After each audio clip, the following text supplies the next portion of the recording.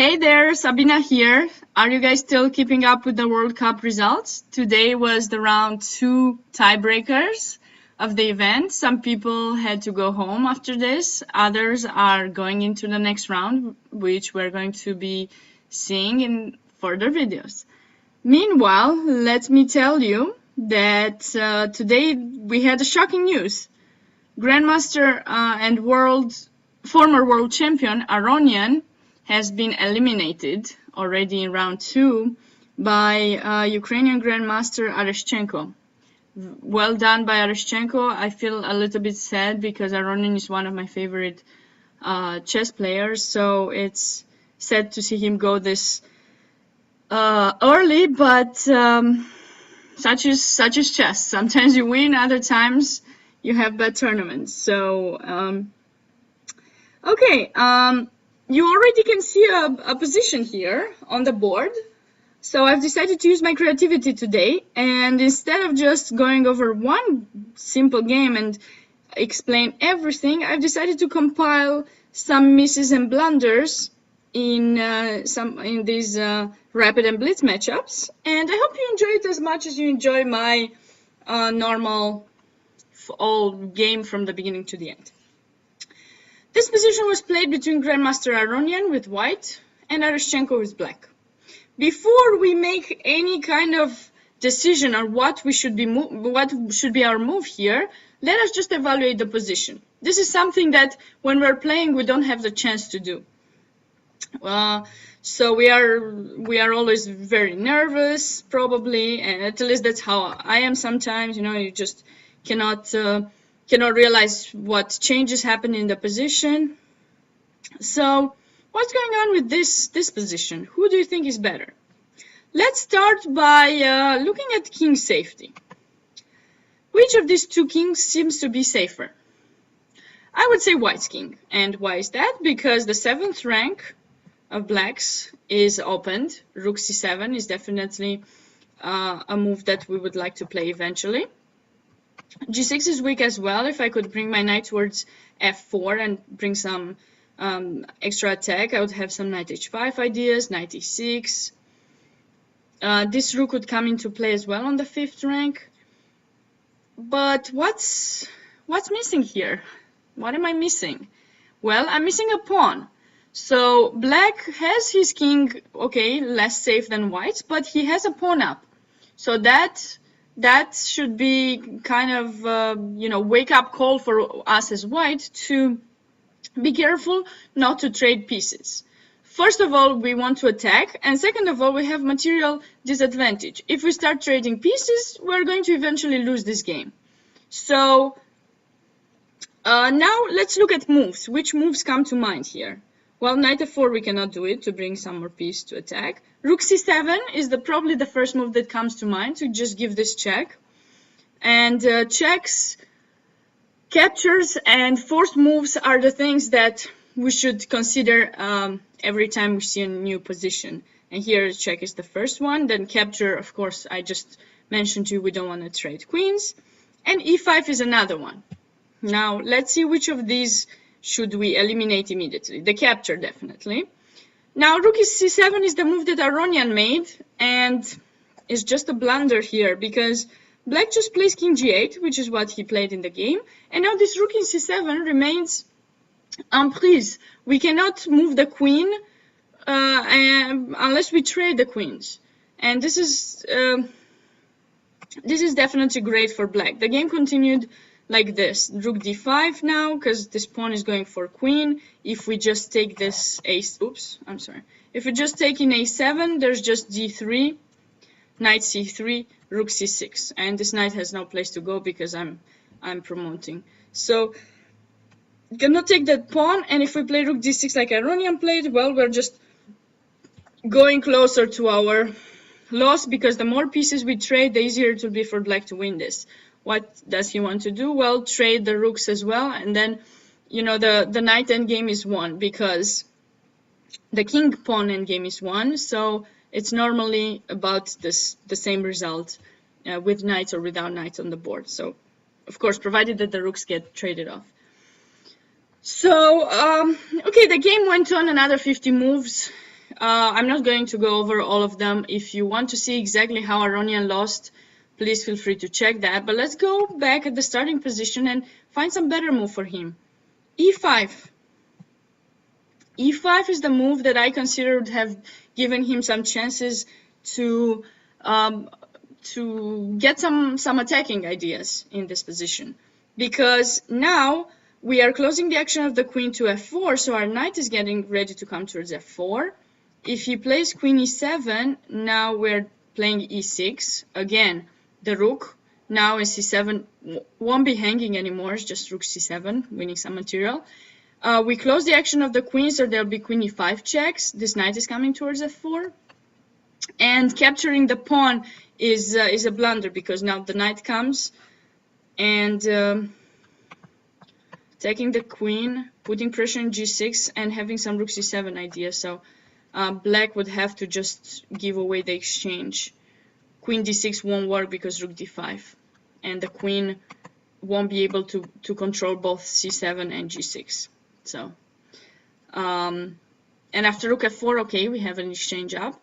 So let's go back here. Black doesn't need to capture in e6. The best move here is rook c8 to try to trade the rooks. But now rook e1, and I've got my chances here. I mean, if you try to trade that rook, I'll just play a4. Okay, that rook I'm okay to trade because I just take back with the pawn.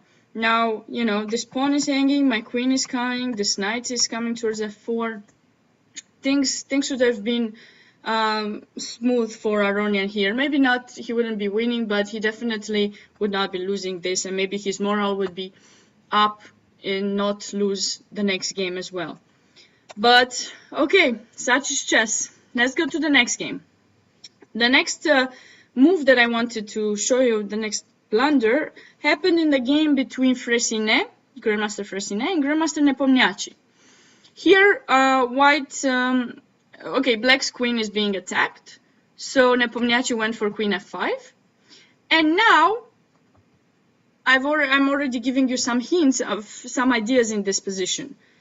If we are comparing white's king and black's king, we notice that in white's king's position, g2 is the weak spot that can be easily targeted by black's pieces, whereas h6 is in black's king's position.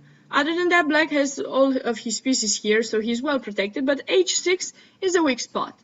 In the same time, this diagonal with the rook in b8 is definitely a tactical idea for us as white, because when we're going to move this knight, if we could play knight g4, then we will have double attack. So, plus we have this pin here, so we can play c6. These are the ideas. But now let's look for black too. How does he use the weakness of g2 of the g2 square? Well, he just wants to play rook to g8 and capture in g2, after which there will be at least perpetual, if not more. And Fressinet seemed to have a good idea of how to defend the second rank by playing rook b2. But this doesn't help him because rook b2 weakens the rook in f1. So let's see what happened to him. Rook g8 coming to attack g2, and we cannot push g3 because there's just gonna be some sacrifice here. So he had to play not only sacrifice, but your knight is hanging as well. He played f3, knight g3, and we've got a double attack, and you're going to lose some material here. And if you play knight g4, which is the move that he played, what's happening here? Take a moment to see a good move for black. Rook takes g4, and because of the pin, white just lost a piece and decided to resign here. There's nothing more to try to fight for. So this is a very sad continuation. It seems that it's natural to bring the rook to defend that, but no, we have to make things with tempo. We need to realize that sometimes, if the position is dynamic, if your opponent is attacking your king, okay, you have to defend, but try some dynamic defense with tempo. What move am I recommending here? f3. Or if you wanted to make a draw, just play c6, because now compared to the other variation, after rook g8 takes, queen g5 check. I can just play king h1, and now there's just perpetual because I'm threatening to queen, and my knight is still in e5 controlling f3. So this would be draw. But no, that's not the move that I want to play with white. I want to play f3. It seems natural. Make this knight go away, open up the second rank. So for the time that I'm going to play rook b2, I'm actually going to defend g2. And of course, now you cannot just play rook. I mean, you can play rook g8, but you are just losing some material here. What else? If you play knight d2, which seems the cool move here, making a double attack, well, let's not forget our idea on this pin. Reversed. Knight g4. Great move. Attacking the rook and an h6. And although you're losing one of these rooks, black is also losing some of those, and white could have just at least equal to plus position because he has a pawn up. So bad miss here by French Grandmaster Fressinet. What to do? The next game that I had for you was between Motilev and Giri. This was the position that happened in their first rapid game, and Motilev is white. This position seems quite equal, doesn't it? I mean, I have a weak pawn in b4, you have a weak pawn in a6. It's true. I'm a little bit, very tiny bit worse because my pawn is on black square, so you actually get to attack me as many times as you can with 3 of your pieces, and I have to defend with 3 of my pieces. But if I defend well, there won't happen. I mean, there won't be a point here for black. So just a draw would eventually happen because at some point you'll trade and you won't be able to win with 3 versus 3. Motilev played this move. Shocker. What do you play here with black? Rook e8. And he lost a piece. Sad. This is very sad. When you're missing things in one move, especially in a totally drawish position, it's devastating. Let's find some good move here for white. It's not for advantage because we don't have advantage here. But we could try to play queen g4, and with this we're technically defending b4 because he cannot just take because of the famous kid's trap, rook e8 check. And black will be losing either the queen or the mate if he comes here. There's just mate, right? And if he takes the rook, of course, he's losing the material. So I'm just suggesting queen g4, a natural move of defense, and of course you cannot just move the king to h7 because I can just go back and forth. And if you just play a move like g6, okay, I go to d4. Fine, controlling the diagonal. So this is what happened to Motilev. Sad story here. Okay, and I had one last position I wanted to show you, and that was between Giri and Motilev again. In this position, black played knight c5, and Giri played g4, just attacking the bishop. What is the natural move to do here? Just bishop g6, right?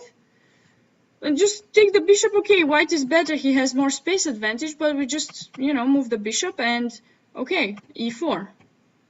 And, okay, white has bishop c3, a little bit better position. But Motilev went for knight fd7. I mean, the bishop is attacked. You just attack another piece, and now very, very nice defense by Giri. f4 here. Defending my knight in h4, your bishop is still trapped there, and no matter what you do, you're going to lose the bishop. A very, very bad way to lose a second game against the top player. But what to do? That's it for today, guys. I hope you enjoyed this compilation and stay tuned for more tomorrow.